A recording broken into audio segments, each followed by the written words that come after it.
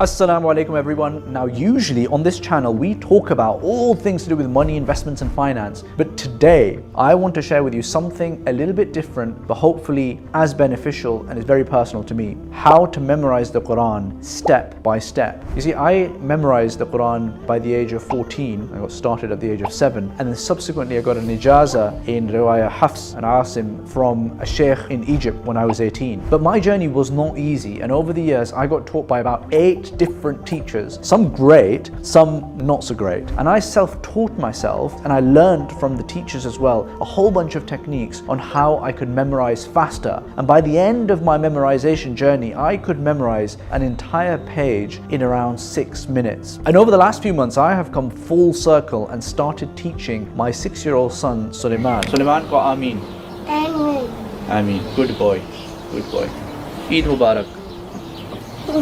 And what I realized was that there's actually a real craft and a skill set to memorization that I'm teaching him that will make his Hifdh journey far easier than mine was. And in this video, I'm going to share exactly what I'm teaching my son with you as well. I'm going to break it down step by step how to go from just starting out on your Hifdh journey all the way to nailing it as a complete Hafidh. And frankly, even if you're not memorizing the Qur'an at all, the memorization techniques we will cover should pretty much help anyone out in any walk of life.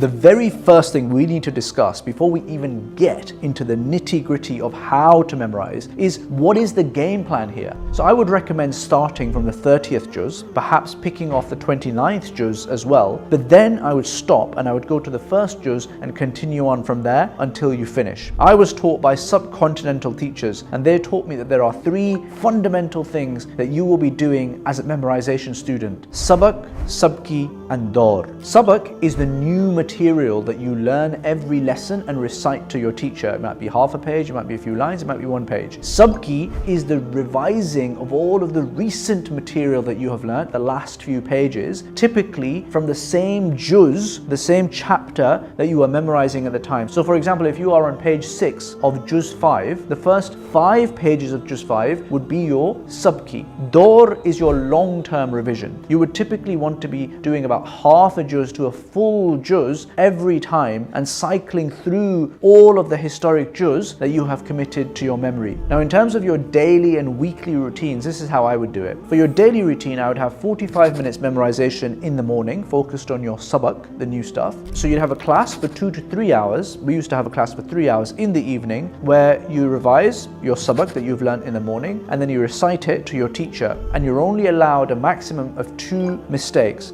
After that, you don't really know it and you should be sent back and to do it again until you only have 2 mistakes at max and ideally no mistakes. Then in the same class you start working on your sabki and your dor. For your sabki, you should always revise your last 3 sabaks, i.e. your last 3 new pieces that you have learned, and then you should cycle through the different quarters of that same juz you are in as part of your sabki. Let me give you an example. So let's say you are in the 8th juz, you're halfway through the 3rd quarter of the 8th juz. So you would definitely be revising your last 3 sabaks, which would basically be everything from the half onwards. And then you would do 1 of the other 2 quarters from the first half that you've already memorized. And then the next day, you'd again do your last 3 sabaks and you would pick off the other quarter from that same juz. For dor, you really want to be doing about half a juz at a time while you are still under 10 juz memorized, because that way you can cycle through everything you know in about 20 lessons. But once you're past 10 juz, you really should be reading 1 juz at least of revision every single lesson, because you now have much more to cover every single time. Of the 3, sabak, sabki, dor, your sabki is actually the most important. Learning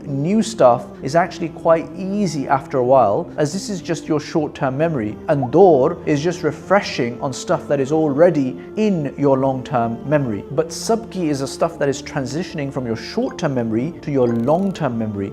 That's why it's hard. And sometimes you will revise something that you have learned and you will feel like you're having to learn it all over again, and it can even feel harder the second time round. But that's fine, that's how it should be. After class, you should spend about 30 minutes or so just looking at your next sabak. You may not necessarily learn it very well because you're not fresh, but at least you've got your eye in and you've got the general gist of what you're going to learn. So all in all, you probably end up spending about 4 hours a day memorizing. No one said it was going to be easy. Every week, I would recommend lessons at least 3 times a week, but ideally 4 to 5 lessons a week. Keep that up and you should be done in about 3 to 4 years. You can chill out a bit and do a little bit less and you get it done in about 7 to 8 years, but genuinely it is better to go harder and faster, as that way you will learn it more easily whilst you're younger, and your memorization is a muscle, so you would rather train it hard and make sure that you get it done quickly, and overall your hifdh will be stronger as a result of that as well. And folks, I know this might sound daunting and overwhelming and you might feel that you're not up for this right now. Don't worry too much about that. Just get it started and just start the routine, and actually you will find that it's very, very doable. Memorization is absolutely compatible with everyday schooling. It's just a little bit harder work, and I would recommend doing it this way and not taking that time out of school for just doing hifdh for a few years, because that sets you back educationally as well. And every time you finish a juz, you shouldn't continue on until you've fully revised and read that entire juz together in its entirety to someone. The tolerance for mistakes is up to you and your teacher, but I would probably only allow 3 mistakes per quarter, if that, and ideally you would want to have less than 3 mistakes for the entire juz. Every time you finish 5 juz, it's worth just taking a few weeks to focus exclusively on Dor and tightening up all of the historic stuff before continuing onwards, because every 5 juz it's a bit of a landmark and you want to tighten everything up.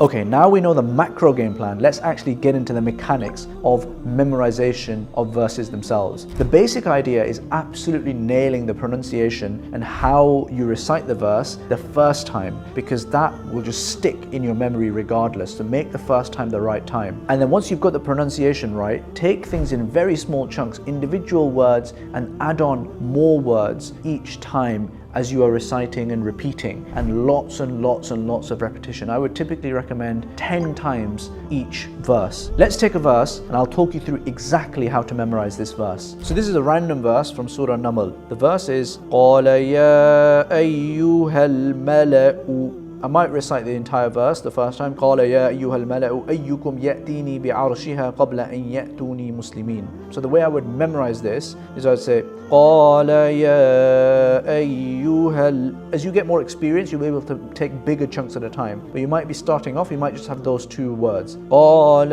يَا أَيُّهَا. And then you would just repeat that. Ya ayyuhal. You might be struggling with that word, so you might say that a few times. Qala ya ayyuhal mala'u. Qala ya ayyuhal mala'u. Ayyuhal mala'u. Ayyukum ya'tini. Qala ya ayyuhal mala'u. Ayyukum ya'tini.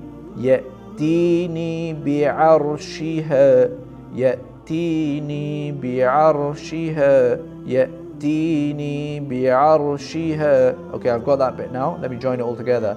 قال يا أيها الملأ أيكم يأتيني بعرشها. And then I might do the last bit. قبل أن يأتوني مسلمين. قبل أن يأتوني مسلمين. And then I join it all together. قال يا أيها الملأ أيكم يأتيني بعرشها قبل أن يأتوني مسلمين. And then I would test myself. I would look away and I would be like, okay.